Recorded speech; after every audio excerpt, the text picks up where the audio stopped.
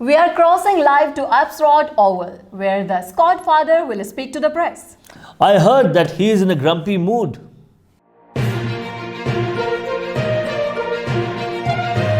Hello, everybody.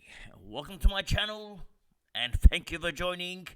Now, in today's episode, we have a news flash. Yes, we're working now for Fox News. Just calm it down. Okay, I made that up. Okay, we're actually just working for ourselves.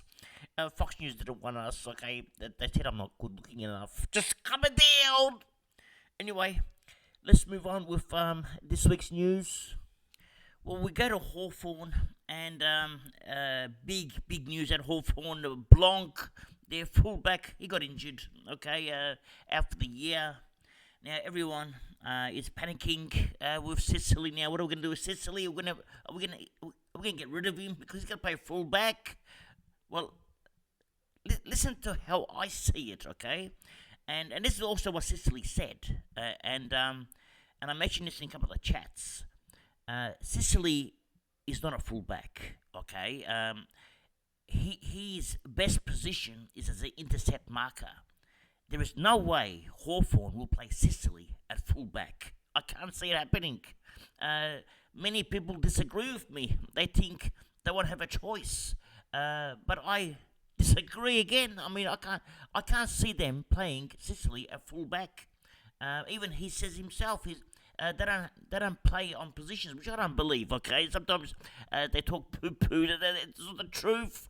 But Sicily, if he plays full-back, Hawthorn's virtually conceding for the rest of the year. They need Sicily to be that attacking defender. There's no way he's going to play full-back. He's actually locked in my team right now, and I'm not moving him, because he's going to be an attacking defender, intercept marking. They'll put someone as a full-back. And actually, they have recruited someone already. Now, John Ralph reported that Ethan Phillips has been told he has been elevated onto the Hawks senior list as Blanc's replacement. Now, they're going to play him, okay? They need somebody at fullback. Even Sicily gave a few names. He mentioned Weedle, okay, but I can't say Weedle. But this boy, Ethan Phillips, let me tell you about him. Now, Tim Mitchell put up a post on Twitter. This is Ethan Phillips' 2023 VFL season. Matches 18, average 93 ranking points, 17 disposals, 83% kick efficiency, 8.6 marks, 5 intercept marks a game, okay, 11 intercept possessions. He actually looks, well, I haven't seen him play, but he sounds good anyway. I'm sure some of the Hawthorn supporters would have seen him play, but he could be he might not be as good as Blanc, but it's better than nothing, okay? At least you got something. Just calm it down. Okay, and I'm telling you, Sicily is not going to play fullback. Now, the good news is Ethan Phillips is priced at 102k, or will be priced at 102k when he comes up on our apps. So we're getting him very cheap. So it gives you more cash, at least another 20k cash elsewhere to spend the cash on, because finding defenders right now is getting very hard. I couldn't find 123k defenders. I found a couple, but they're not going to play. Like, I watched Hall play, which I'll talk about in a minute. He played in the seconds. We got Reed at 123k. Who else do we have? There isn't many. It's all limited. We got the Western Bulldogs boy, who might get a game at 123k. That's Caulfield that I'm talking about. He might get a game. There's nobody else, okay? Maybe there's Pink. He might get a game, but highly unlikely. So we're really struggling, okay? So we're going to have to spend a bit of cash. We're going to have to spend 150k and get some other kind of players like the Richmond boys. But we'll talk about that game now. Well, AFL.com.au are reporting that Oliver shows signs of his best as he firms for season opener. They think he's going to play round 1. I'm not too sure on that, okay? But he did play in the twos. He got injured Well, it actually was no injury. Probably got wounded, whatever they call it. It hurt him anyway. He was down for a couple of minutes, went back up. He looked good, kicked a freak goal, got his touches, but it's far. His fitness wasn't like it usually is. So he's got a bit of way to go, and there's not long to go for the season opener.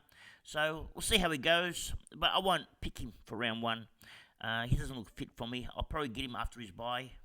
Now, looking at the match report, it said Noah Bolter, 3 goals. Shy Bolton actually looked good. He had a few centre bounces. I don't think he'll get them this year. They have too many midfielders. Richmond, can you believe they got too many midfielders? That's unheard of. But they're bringing the whole team into the midfield. So I don't think Shy Bolton will get much midfield action. He'll get a lot of half-forward action. And the way the ball was moved, it'll actually suit Shy Bolton because they were moving the ball along short kicks along the wings, and then eventually hitting up the half forward target a lot. So it was very similar to a Melbourne game. Okay, well, it's an ex-Melbourne coach, but I actually liked it. It actually suited Richmond really well. So Shy Bolton will probably do a bit of damage on the half forward line. Now, Naismith, he had a good game. Okay, really enjoyed his game. And it didn't pay much, or 50% ruck time. He was sharing it, but with Ryan, but he looked good. And maybe he starts round one. We don't know, but it could be good for the bench. Now Max Gawn is Max Gawn, so with not much to say about Max Gawn. Captain every week. I'm gonna forget about these players. Who else was of interest? There's no one out here. No one here. Now, obviously we hit with Dusty Martin, Taranto, Grimes, Prestia. There was a lot of players missing at Richmond. Baker, hardly any of them played. And at Melbourne, there's a few missing as well. Brayshaw, Petty, a few big names, but there wasn't many. Now, the young guns, Kieran Brown from Melbourne, he didn't have much opportunity, right? But he looked good with what he had. However, it's not a Supercoach-friendly position, so don't expect too much from him, okay? If he gets a game, don't expect much. Callum Windsor, he looked good. He knows how to get the ball in his hands. The problem I found with watching him play was the game looked fast for him, so maybe he hasn't adapted yet. So he looked rushed when he was making decisions, and he was panicking more and just kicking the ball and just virtually turning it over. Okay, so maybe good for fantasy, but not good for Supercoach when you turn over the ball. So Windsor, he'll improve. Okay, it was his first game. He's only a young kid, so he'll get better. Now, Dow for Richmond, he looks good, but does he hold that midfield spot at 250k? Can he hold that spot? Well, I just showed you the names going to come into the team. Okay, look at these names. You got Dustin Martin, Tim Taranto, Dion Prestia, Liam Baker, all going to come into the midfield because Liam Baker's playing midfield this year, and so is Dustin Martin. So, well, Dion Prestia has got injured again, okay? But where does he fit into the team? So he's a possible risk, a sub-risk. So be careful with Dow, okay? Even though he looked good, I think he might be a sub. So he's a perfect sub too. So he may not get the time we need him to play and make money for us. So probably going to pass on Dow. Steely Green are very impressed. And I think he plays round one. He looked better than Rioli. He actually looked lively. And that half-forward line, the way Richmond play now, the half-forward line gets a lot of action. So Green kicked, I think, 3 goals and missed a sitter, so it could have been 4 goals. So he actually played well. And these are goals against Melbourne. They don't concede goals, so this is pretty impressive. McAuliffe, forget about it. Okay, I don't think he's gonna play round one. He's a good kid. Okay, but probably not ready yet because they've got players ahead of him. Now, who else is there? Well, there's also got Hopper. Okay, Hopper looked much better than what he did last year, but I wouldn't pick him for Supercoach. Okay, I learnt my lesson last year, so probably not going to go on Hopper. Anyway, that's this game. Actually, here's the scores. Bolton got 4 goals. Green got 2 goals. Okay, so I thought it was 3, but it was 2. Anyway, let's move on. Actually, there was a player I didn't mention, Laurie. He looked good. He actually looked really good. So Laurie's one to keep an eye on. Again, possible sub. So is he in the best 22? I mean, who's missing? Spargo, Brayshaw, Hunter, Melksham, McAdam, McDonald. There's a few missing. Okay, so can he get into the best 22? I mean, Melbourne is fighting for a spot in the top 4 this year, so maybe not. Okay, so we're not sure. And another player, Billings. They said that he'll get a lot more mid-time, but he didn't get much mid-time. Okay, so he has more than a half forward line. It's a pass for me this year on Billings. I don't like his role, just half forward. Even though he's cheap, he's priced at under 50. Okay, he's priced cheap, but I have a salary cap, and he doesn't fit in that salary cap. So you got Fife in there, you got other players you're going to put in there. So Billings, I might pass on him. Now we go to Sam Flanders at the Gold Coast. Now listen to this, okay? This is the words of Hardwick. Right? He said this, okay? He said, "I think this guy is going to take the AFL world a little bit by a storm, okay? I looked at him towards the back end of the year once. I became interested in the Suns job, and I couldn't believe the talent that this boy has got. His capacity to run, he's a really good user of the ball, he's incredibly smart, okay? And I think he'll reach the potential this club invested in him. He's only going to get better. For all those people who play Supercoach, he's even talking about us now. Just come down, okay? He says for all those people who play Supercoach out there, get this kid in your side. We're gonna feed him as much as we can. I can't believe what I'm reading. He just said this. They're gonna feed him. This is unbelievable. So we got inside information, but we all got it because it was outside source. So he's literally just said pick him. So that's what I did. I picked him in my team. Just calm it down.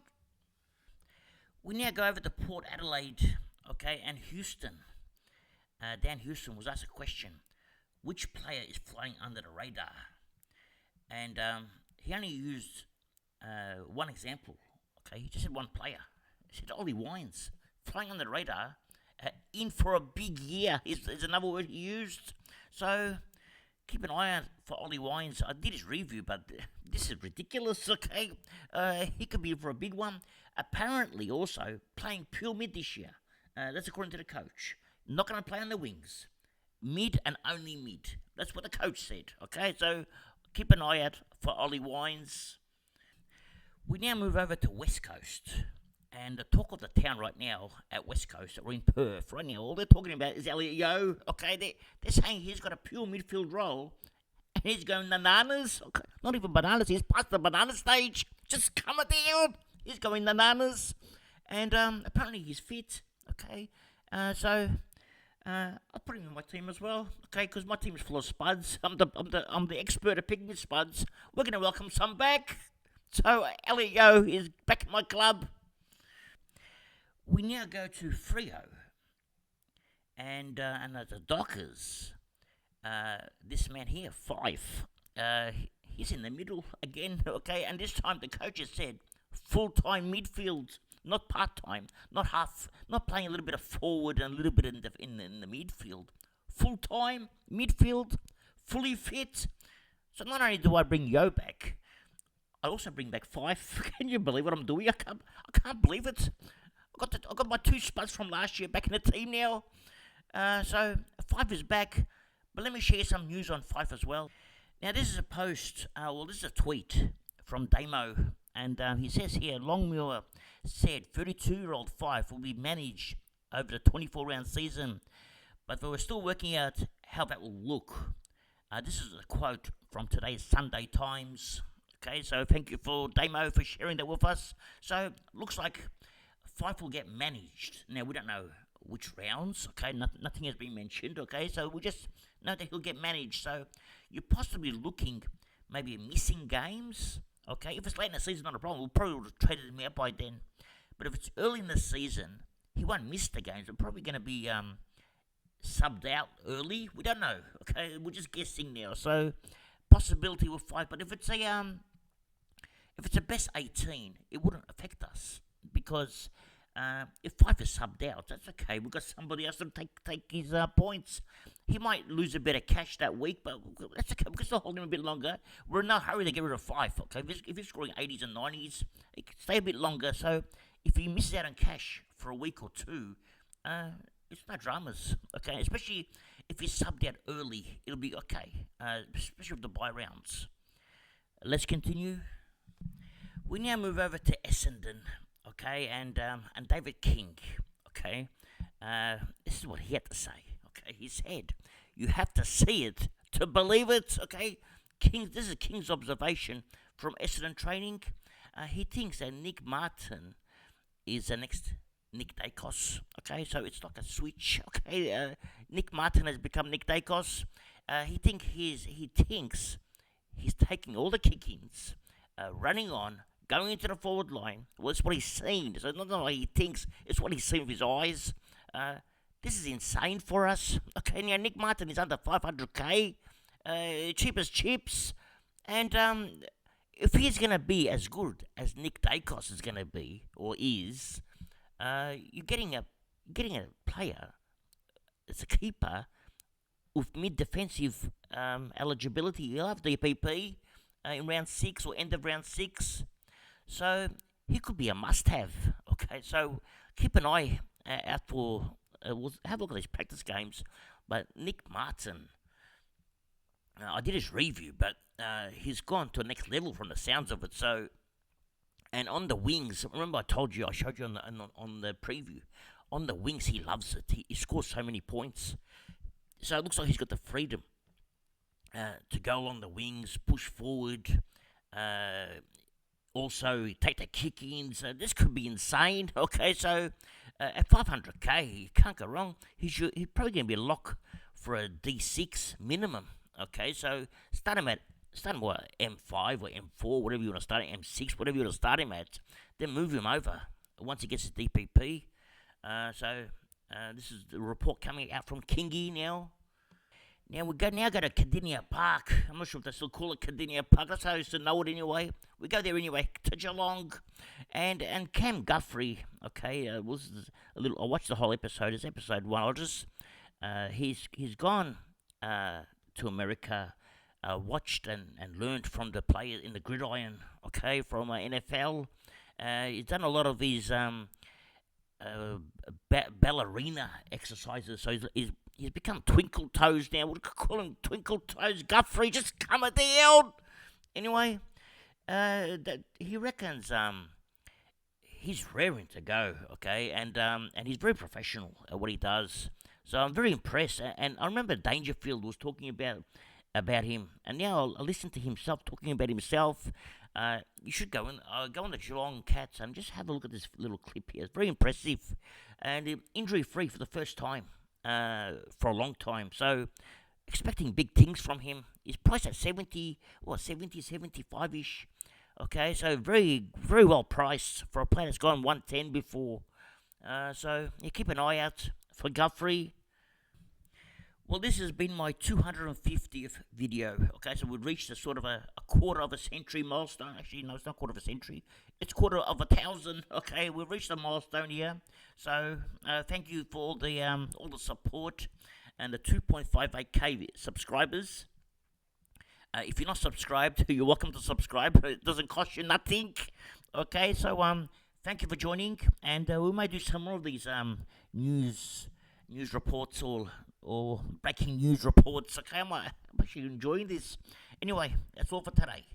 Thank you for joining, and remember one thing. It's nice to be important, but it's important to be nice. Ciao for now.